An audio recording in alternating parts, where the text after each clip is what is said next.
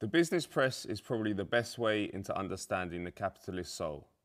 While many of the mainstream press is stuffed full of ideology, which has to make the rampant exploitation of the poor appear as noble altruism, that mask often slips in the business pages. A good example of the inhuman priorities of the financial media is this market report from CBS News in the aftermath of the death of Venezuelan President Hugo Chavez. Apparently, the oil market had little reaction to his death, with the price of crude little changed. The journalist described how Chavez invested Venezuela's oil wealth into social programs including state-run food markets, cash benefits for poor families, free health clinics and education programs. But those gains were meager compared with the spectacular construction projects the oil riches spurred in glittering Middle Eastern cities, including the world's tallest building in Dubai and plans for branches of the Louvre and Guggenheim museums in Abu Dhabi. Free health clinics and education for the poor majority is seemingly irrelevant.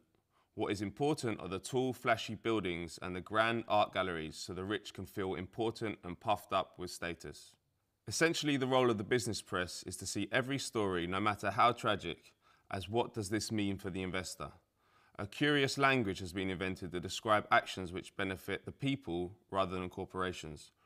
Resource nationalism is one which describes industry benefiting people, as shown in this piece by the Wall Street Journal about reform of oil and mining industries in Indonesia. Open for business to describe countries which privatize their assets, as shown here by the FT in this piece about Ethiopia. A more accurate term would be up for sale. The business press is also full of ideology. Economic growth is the best way to evaluate the performance of an economy. The increase in investment and economic activity is what's important. Britain's Economist magazine is, as the name may suggest, in favour of neoliberal policies and foreign investment. In May this year, it published an article about Angola lamenting the economic wunderkind which has come a cropper. It stated that the government announced an end to fuel subsidies, which used to consume a whopping 4.5% of GDP. This generally sensible move, the subsidies distorted markets and encouraged smuggling, will hit the poor especially hard in an already highly unequal society. Unpacked, that sentence reveals a policy which hits the poor especially hard in an already highly unequal society is generally sensible.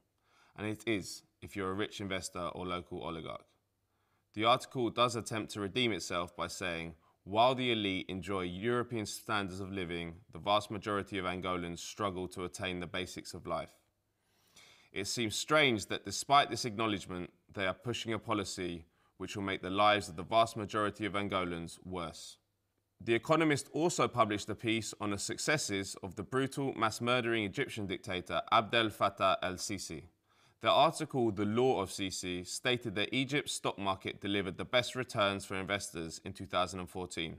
A fantastic year for investors, but according to Amnesty International, the previous year wasn't so great if you're a peaceful protester. In the 6 months towards the end of 2013, nearly 1,500 people died in political protests and violence, most at the hands of the Egyptian security services.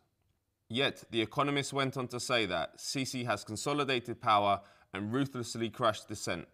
His firm rule and program of economic development have also attracted much-needed investment. Freedoms must be sacrificed in the service of progress, the president argues. For now, at least, he may feel vindicated. Sometimes the mask slips even further. The winner of neoliberal think tank the Adam Smith Institute's Young Essayist competition was a piece titled "Britain Needs More Slums." He wrote that the way to solve the country's housing crisis was sweeping deregulation, which was the only way to provide Britain with the slums it is crying out for.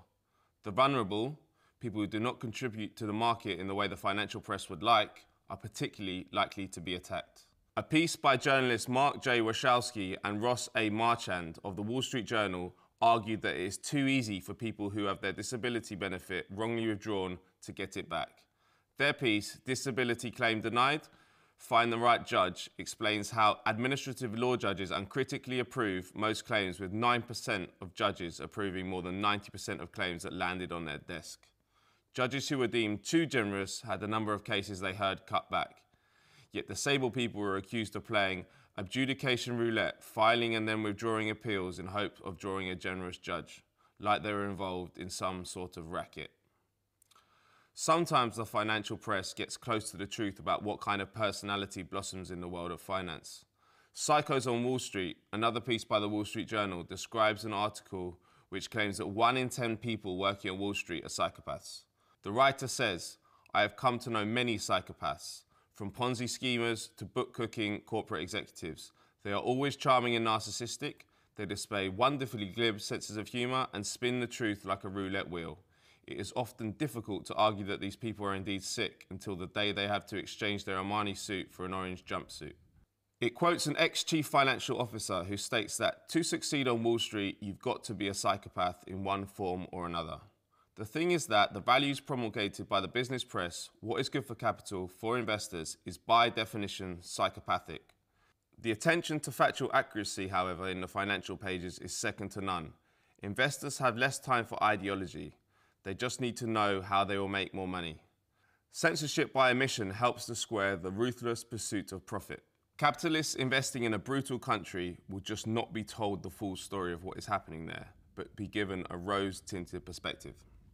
Burma's rush for economic growth, as this article in The Independent shows, is leaving its villagers homeless and jobless. Investors are piling in after being given assurances about political reforms. The article states that while there has been a historic rush by foreign investors to set up shop in the country, there is growing concern that Burma's economic metamorphosis has far outpaced its transition to democracy. Local activists say it is difficult to oppose the economic program in any respect, as many remain fearful of the government. Needless to say, the coverage for the financial pages report the story in a far different way. For them, this transition to an investor-friendly business climate is not going too fast, but too slow. The Wall Street Journal's article, "Myanmar's Mining Reform Stall, Hindering Foreign Investment," laments the fact that changes designed to benefit foreign mining companies are taking longer than expected. No matter that the country is nowhere near a democracy and these decisions are often made by a ruling military still, despite the pretense of change. They quote, "The delayed law, considered a crucial precursor to foreign investors entering Myanmar's mining sector, highlights the continued difficulty for large companies hoping to extract the country's rich deposits of minerals and precious stones. Although reforms geared towards opening the country's once military-dominated economy to outsiders have been underway for 4 years, key components such as the mining law still remain in deadlock.